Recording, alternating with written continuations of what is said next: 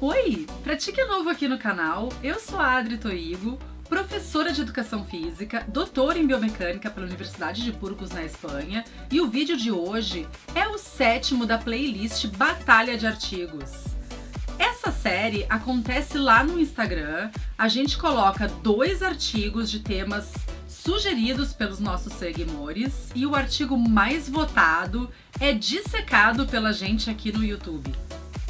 Mas antes de te explicar esse artigo, se tu ainda não é inscrito nesse canal, te inscreve, aciona o sininho para receber todas as notificações e não te esquece de deixar um like pra gente, combinado?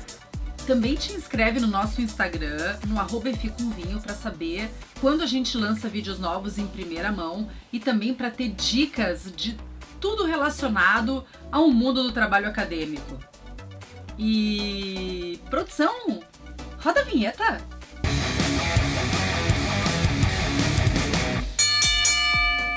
Faleceu.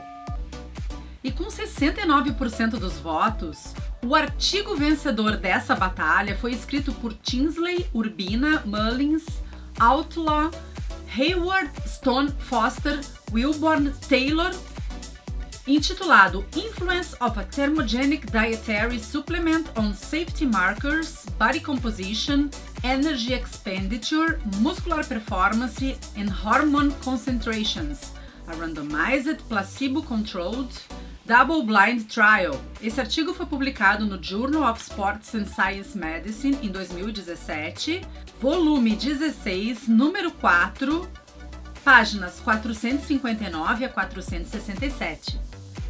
Tá na dúvida sobre o que responder para o teu cliente que treina hipertrofia e visa emagrecimento quando ele te pergunta sobre os efeitos de um suplemento à base de substâncias termogênicas? Então, vou te explicar isso usando um diagrama V. Mas, se tu ainda não sabe o que é um diagrama V, eu vou te deixar aqui em cima no card um vídeo que te ensina direitinho como usar essa ferramenta, que aliás vai te ajudar muito se tu estiver, por exemplo, fazendo o fichamento de artigos por teu TCC, ok? Só que, antes de mais nada, eu quero te deixar bem claro que a prescrição de suplementos é exclusiva de médicos e nutricionistas. Professores de educação física só podem prescrever treino. Mas pode ser que teu aluno queira saber informações sobre um suplemento à base de algumas substâncias, como por exemplo, a cafeína, a L-carnitina, o chá verde.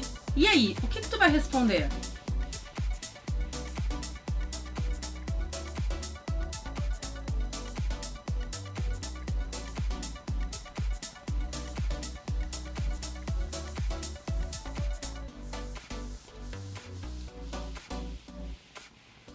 Deu?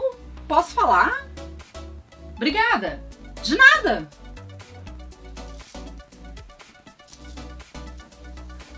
A questão foco desse artigo é qual a efetividade e segurança de um suplemento dietético comercial desenvolvido para promover a termogênese e a perda de gordura em um contexto de um programa de treinamento resistido.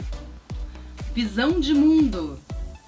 A mudança na composição corporal e a redução de gordura é um objetivo comum entre praticantes de treinamento resistido com peso. E para isso, alguns praticantes utilizam, além do treinamento, o consumo de algumas substâncias ditas suplementos. Estima-se que metade da população americana utilize algum tipo de suplemento dietético e que 20% da população utilize suplementos para fins esportivos. Te deixamos aqui embaixo a referência. Princípios. Suplementos esportivos do tipo multi-ingredientes contêm misturas que visam melhorar a composição corporal e a redução do percentual de gordura. Os termogênicos são substâncias bastante populares que aumentam a termogênese, ou seja, a produção de calor e, lembrando lá da fisiologia do exercício, por exemplo, no metabolismo aeróbico, quase que 60% do que a gente ingere é transformado em calor. O restante é convertido para ATP, gás carbônico e água. E, além dessa questão da termogênese, esses mesmos suplementos ainda promovem a oxidação das gorduras e aumentam a performance em exercício. Isso dito por Schwartz e colaboradores no ano de 2013. E agora vou te falar de alguns dos componentes do suplemento que foi estudado no artigo de hoje. O primeiro deles é a cafeína. A cafeína, ela aumenta a concentração sérica de catecolaminas, ela aumenta o gasto energético e aumenta também a termogênese, afeta o balanço energético, aumentando o gasto energético e diminuindo a ingesta calórica. Além disso, impacta flutuações hormonais associadas ao exercício em moderadas ou altas doses, podendo aumentar as respostas de testosterona e cortisol ao treinamento resistido, mas sem consenso científico, já que alguns estudos mostram exatamente o oposto em relação ao cortisol. Seguem aqui abaixo as referências. Já o extrato de chá verde, ele também contém na sua formulação a cafeína, mas exerce efeitos nos polifenóis de catequinas, como galato de epigalocatequina, a EGCG. Combinado com a cafeína, ele aumenta o gasto energético por 24 horas e a utilização de gorduras mais ainda do que somente a cafeína sozinha. Além disso, num estudo do tipo meta-análise, verificou que o chá verde, ou melhor, o extrato do chá verde, ele pode ter efeito na perda de peso, mas esses efeitos, eles são considerados efeitos muito pequenos. Dá uma checada nessas referências.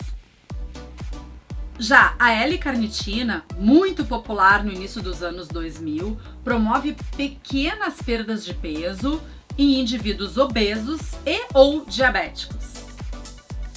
Ainda a evodiamina tem um efeito antiobesogênico em roedores, mas ainda não foram vistas as evidências em seres humanos. As palavras-chave desse artigo são o treinamento resistido, metabolismo, tecido adiposo, músculo esquelético e suplemento termogênico. Vamos ao método utilizado para responder a questão foco, também chamado de evento. Esse estudo foi um ensaio clínico randomizado do tipo duplo cego, ou seja, os voluntários da pesquisa não sabiam se faziam parte do grupo suplemento ou do grupo placebo, portanto foram 2 grupos estudados, nem as pessoas que estavam entregando a substância sabiam se aquela substância era um placebo ou se continham os princípios ativos. Fizeram parte da amostra 20 voluntários do sexo masculino, jovens, saudáveis, com pelo menos 1 ano de treinamento resistido com pesos, de 3 a 5 vezes por semana. Esses homens tinham em média a idade de 21,1 mais ou menos 2,5 anos, massa corporal de 87,2 mais ou menos 15,4 quilogramas e estatura de 177 mais ou menos 5 centímetros. Os indivíduos foram randomicamente alocados em 2 grupos, o grupo suplemento e o grupo placebo. Foram realizadas 2 coletas de dados, uma no pré-teste para estabelecer uma linha de base e uma no pós-teste para ver os efeitos pós-intervenção. Durante o pré e o pós-teste, os indivíduos receberam o suplemento e o placebo, aí eles deveriam ficar na posição supina, ou seja, em decúbito dorsal, por 60 minutos. Eram feitas 2 coletas de calorimetria indireta por análise de gases, uma na primeira meia hora após a ingesta do suplemento ou do placebo e outra após a segunda meia hora de ingesta do suplemento ou placebo. E durante 6 semanas, entre o pré e o pós-teste, todos os sujeitos foram submetidos a um programa de treinamento resistido com pesos. Então, durante essas 6 semanas de intervenção, os voluntários deveriam comparecer 4 vezes ao treino, eles deveriam apresentar uma frequência de 90% das sessões, então foi solicitada uma frequência alta, alternando entre essas sessões membro superior e membro inferior, ou seja, Nas sessões de membro superior, eram 6 exercícios só para membro superior, mais 2 abdominais. E nas sessões para membro inferior, eram escolhidos 5 exercícios mais 2 abdominais. O protocolo de treinamento consistia de 4 séries de 12 a 8 repetições, 12 repetições no início do programa de intervenção e 8 repetições no final do programa de intervenção, no final dessas 6 semanas. Os 6 exercícios para membros superiores poderiam ser escolhidos entre supino reto com barra, supino reto com halteres, supino inclinado com halteres, voador direto, tríceps testa, tríceps polia, pull down, remada baixa, remada aberta, encolhimento de ombros, rosca Scott e rosca direta. Já nos treinos para membros inferiores, os exercícios poderiam ser escolhidos entre leg press, levantamento terra, passada no banco com halteres, levantamento terra romeno, flexão de joelhos, avanço com halteres e flexão plantar. Eu vou deixar aqui embaixo no box de descrição a referência do artigo para que vocês possam ver direitinho qual era a composição desse suplemento, que tinha, além da L-carnitina, da cafeína e do chá verde, a vitamina D, cromo, ginseng e um monte de outros componentes. Então, vale a pena baixar o artigo, que aliás, ele é gratuito na internet, e observar direitinho a formulação desse multissuplemento, porque ele era composto por múltiplas substâncias. Registros. As avaliações foram então, como eu já havia dito antes, realizadas na linha de base e pós-intervenção. Foram verificadas a estatura, massa corporal e circunferências de bíceps, peito e coxa. A composição corporal foi avaliada pelo DEXA. Coleta de sangue para dosagem de testosterona, estrogênio, cortisol e outros marcadores metabólicos padrão. Frequência cardíaca e pressão arterial foram avaliadas por esfigmomanômetro digital. O gasto energético de repouso foi avaliado por calorimetria indireta, ou seja, por análise de gases. A força máxima foi avaliada pelo teste de 1RM no supino reto e no leg press. E a resistência foi avaliada pelo teste de repetições até a falha, usando cargas de 85% de uma repetição máxima. Transformações. Foi realizado um teste T independente para analisar as características dos grupos, uma nova two-way para medidas repetidas, 2x2 para comparar medidas antropométricas, composição corporal e performance, e 2x3 para comparar gasto energético de repouso. Ainda foi realizado um teste de Tukey para identificar onde estavam as diferenças e também um cálculo de tamanho de efeito de Cohen. Quando vocês estiverem com esse artigo na mão, vocês vão observar que não houve diferença estatisticamente significante em nenhum dos marcadores nas variáveis oriundas de coleta de sangue. Mas tem alguns elementos aqui que podem ser destacados. Por exemplo, proteínas totais e albumina diminuíram no grupo suplementado, mas não em níveis abaixo daqueles considerados normais. Houve uma diminuição na concentração de cortisol no grupo suplementado, e já nós vamos falar sobre esse efeito. E não houve diferenças estatisticamente significantes na testosterona livre, na testosterona total, no estrogênio, na massa corporal e na massa gorda. Em relação aos resultados para performance e composição corporal, como eu já havia dito, não houve diferença estatisticamente significante entre a massa corporal e o percentual de gordura, mas a gente pode observar aqui na parte de baixo, nos gráficos C e D, o gráfico C corresponde ao leg press, teve diferença estatisticamente significante entre os dois grupos em relação à linha de base, ou seja, grupo placebo e grupo suplementado aumentaram a força no teste de 1RM da linha de base pro pós-teste, do pré pro pós-teste, mas ainda teve diferença estatisticamente significativa entre o grupo placebo e o grupo suplementado. A gente pode olhar ali no gráfico que o ganho de força foi maior no grupo suplementado do que foi no grupo placebo, embora os dois tenham tido ganhos. Os ganhos do grupo suplementado foram ainda maiores. Mas se a gente olha para o gráfico D, a gente observa que houve diferença nos dois grupos em relação à linha de base, mas não houve diferenças maiores entre um grupo e outro, ou seja, não teve diferença estatisticamente significativa entre o grupo suplementado e o grupo placebo. Em relação aos resultados para respostas metabólicas agudas à suplementação, o gráfico A se refere ao gasto energético de repouso e a gente observa que nas 3 medidas, ou seja, antes de tomar o suplemento, 30 minutos após tomar o suplemento e 60 minutos após tomar o suplemento, houve diferença em relação à linha de base, mas não houve diferença no gasto energético de repouso entre o placebo e o grupo suplementado. O que é interessante, porque o grupo suplementado tomou um termogênico e deveria ter aumentado o gasto energético de repouso. Já em relação à frequência cardíaca, não houve diferença estatisticamente significante em relação à suplementação pré-ingesta, 30 minutos pós-ingesta e 60 minutos pós-ingesta, nem no grupo suplementado, nem no grupo placebo. Então, essa mistura de termogênico, esse suplemento específico, não foi capaz de promover alterações cardíacas que tivessem diferenças estatisticamente significativas entre usar o suplemento e não usar. Mas, alerta! Este termogênico nesta dosagem para estes indivíduos. Então a gente não pode dizer que pegando esse termogênico e usando em outras dosagens ou em outras populações ou para outras finalidades que a gente teria o mesmo resultado.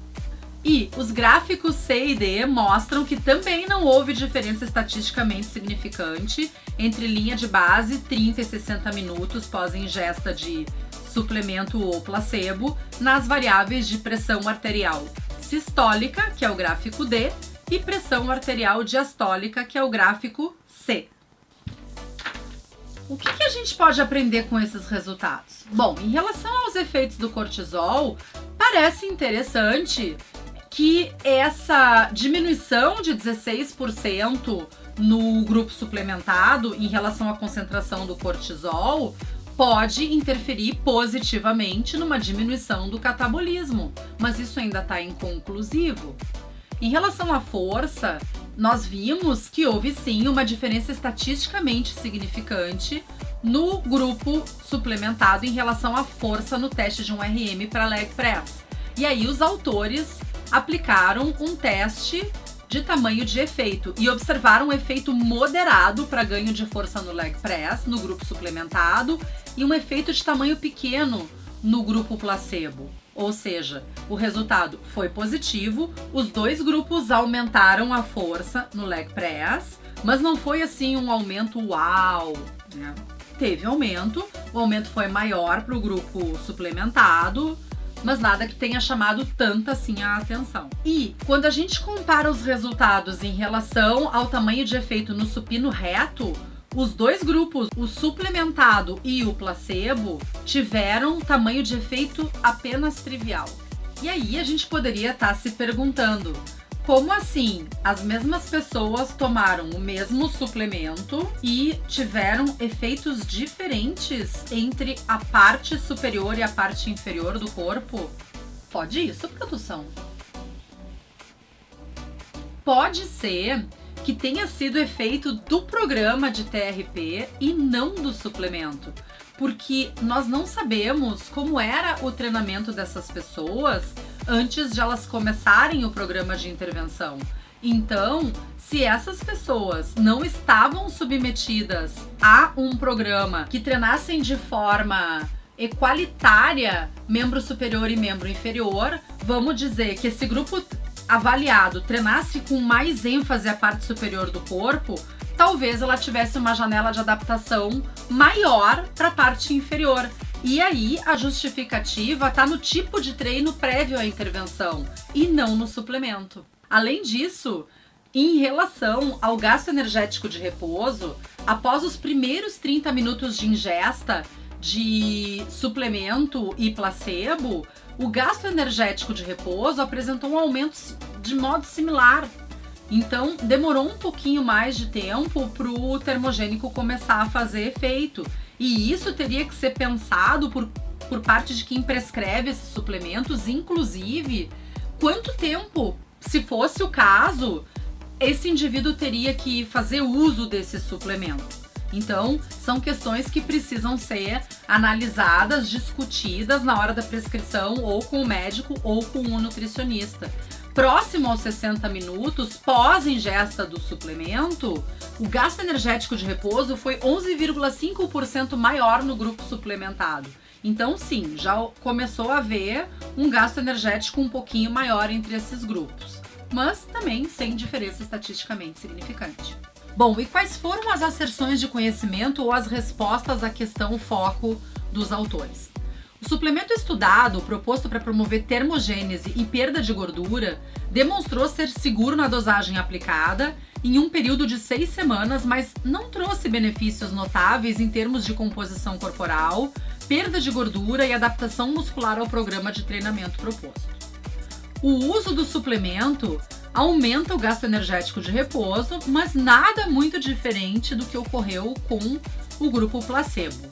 Na verdade, foi uma diferença ali de um pouquinho mais do que 10%. O uso diário desse suplemento, mais o treinamento resistido com peso durante 6 semanas, não produziu alterações muito diferentes das que aconteceram com o grupo placebo. E o uso diário do suplemento estudado durante 6 semanas diminuiu a concentração de cortisol em relação ao grupo placebo, mas o impacto disso parece ter sido irrelevante. E em relação ao valor da leitura desse artigo, o que a gente pode pensar? Normalmente, esse tipo de suplemento tem um custo relativamente elevado.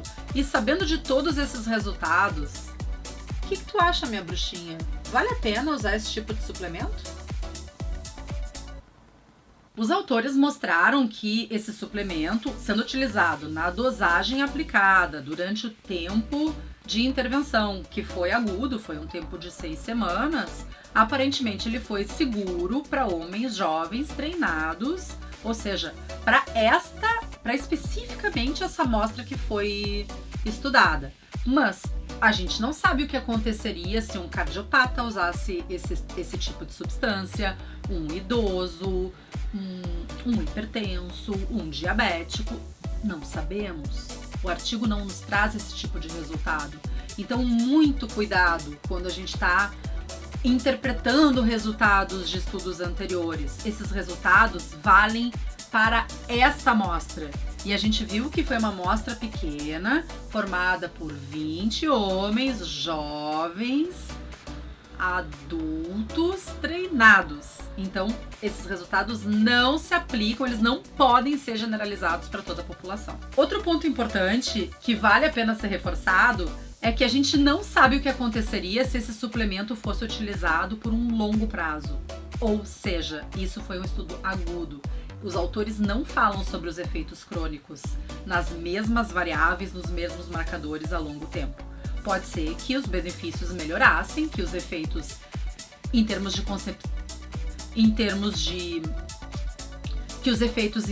composição corporal, percentual de gordura e força melhorassem, se mantivessem ou piorassem. Não sabemos, não podemos afirmar, não temos esses resultados. Vamos ser chata?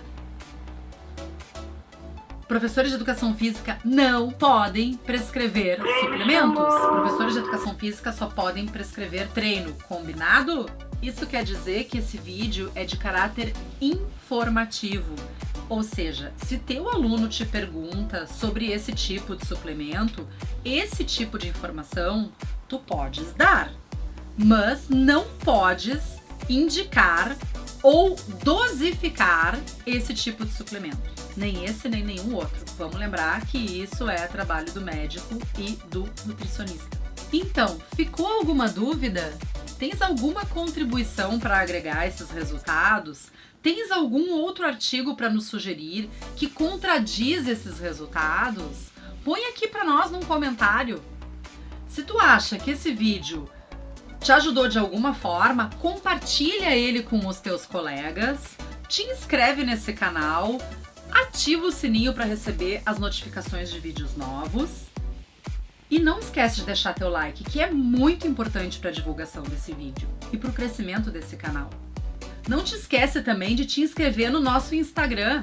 Lá a gente dá informações sobre vídeos novos e é lá que tu pode votar nas próximas batalhas de artigos, sugerir temas de batalhas e ainda ter várias dicas sobre TCC, metodologia do trabalho científico, enfim, tudo que tu precisa para construir o teu trabalho acadêmico, se tu estiveres ou na graduação, no mestrado, no doutorado, e se tu for da área da saúde. Mas se tu ainda precisares de mais ajuda, nos chama pelos nossos canais de atendimento para contratar uma mentoria do TCC Campeão. E por hoje era isso. Um beijo da bruxa e até a próxima!